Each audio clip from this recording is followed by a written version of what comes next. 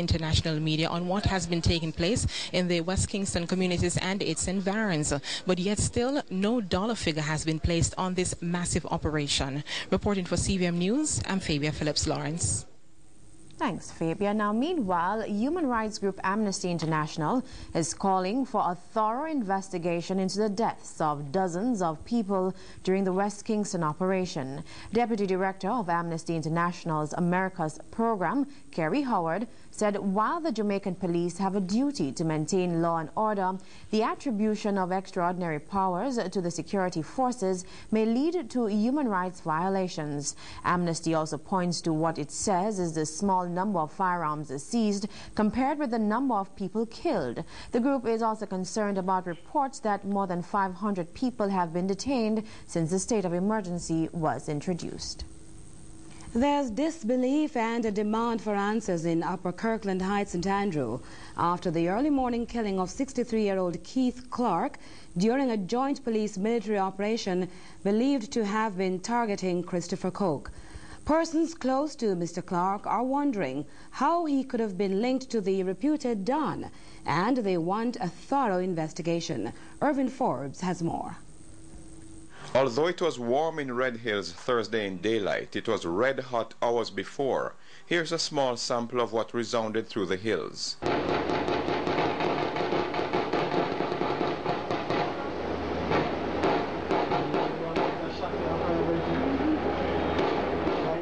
So strange people come in, you gotta see them call up on your phone and ask if you know the vehicle, if you know. You understand? No strange people can't come in here.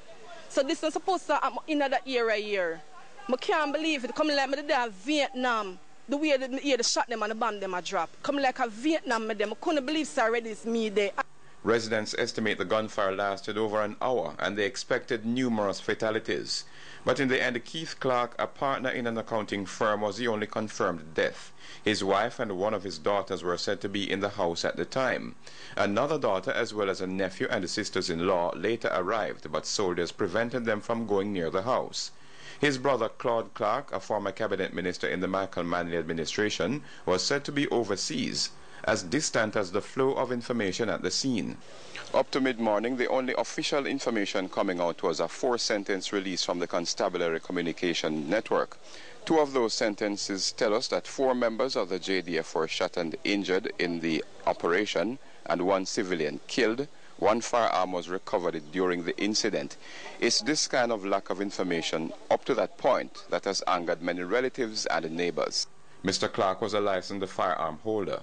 The JDF later sent out the same news release, and Acting Deputy Commissioner Glenmore Hines at a subsequent news briefing repeated the same information, but briefly answered whether Mr. Clarke was really killed in the search for Christopher Coke. What is not very well known, there are several operations being conducted across Jamaica in support of the main effort. We observed the team from the funeral home leaving the scene while we were there and then heading back in the same direction as we left, but they were giving no information. Mr. Clarke had lived at his address for 30 years. His member of parliament, while not personally acquainted, had a concern.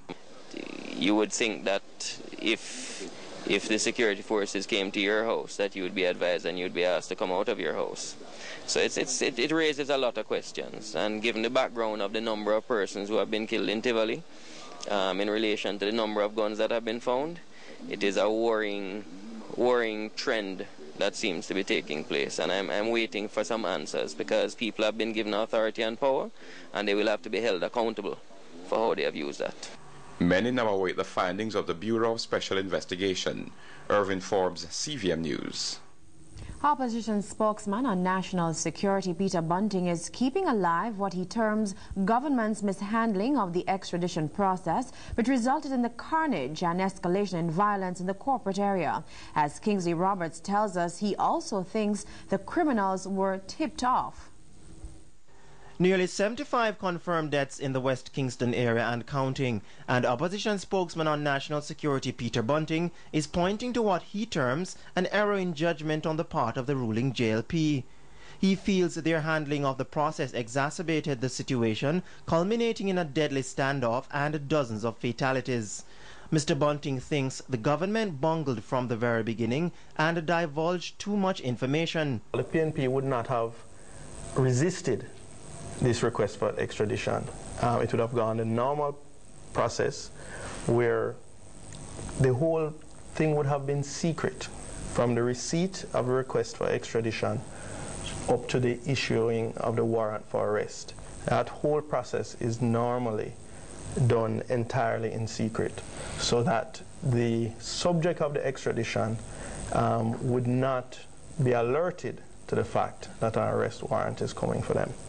He believes efforts to block the extradition on the grounds that the evidence was obtained illegally made matters worse. If the government had sent it through the normal channels, then it could have kept secret. But because they resisted it, and in the course of their finding, whatever excuses they were coming up with, the matter came to the attention of the media, and the U.S.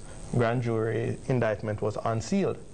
Mr. Bunting also thinks the 9-month delay allowed for tremendous preparation, planning and fortification on the part of criminals to counter the operation by the security forces. Prime Minister Golding's address regarding the signing of the extradition documents, he feels, was unwise.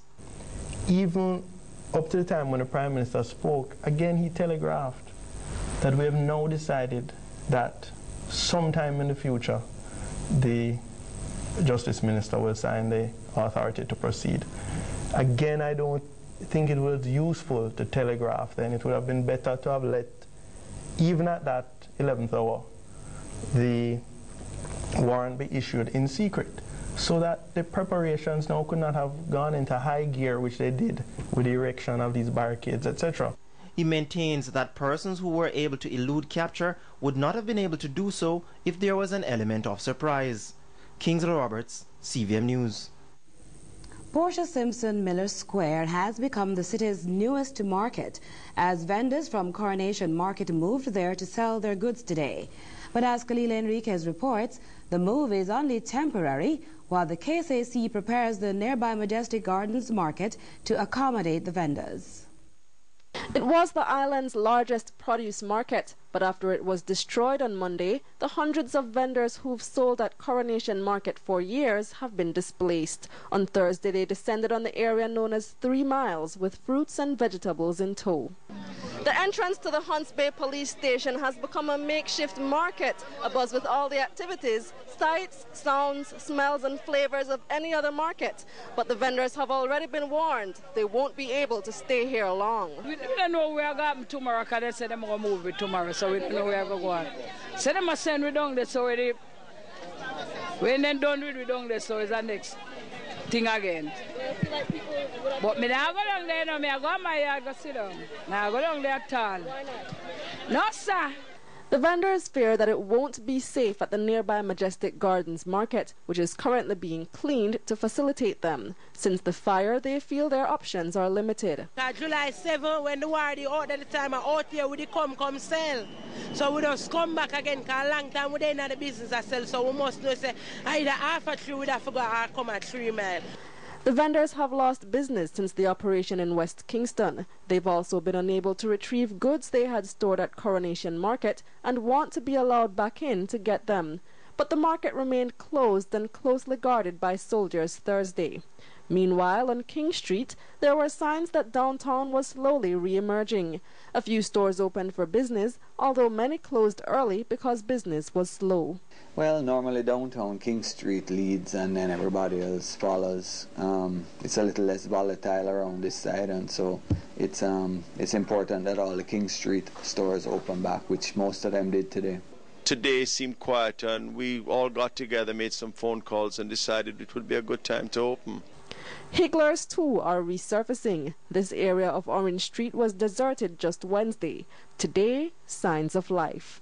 Kalila Enriquez, CVM News. There are worrisome accounts of abuse this evening from several men just released from detention at the National Arena. In this CVM exclusive follow-up with Kingsley Roberts, the claim is that detainees were used to move bodies from West Kingston.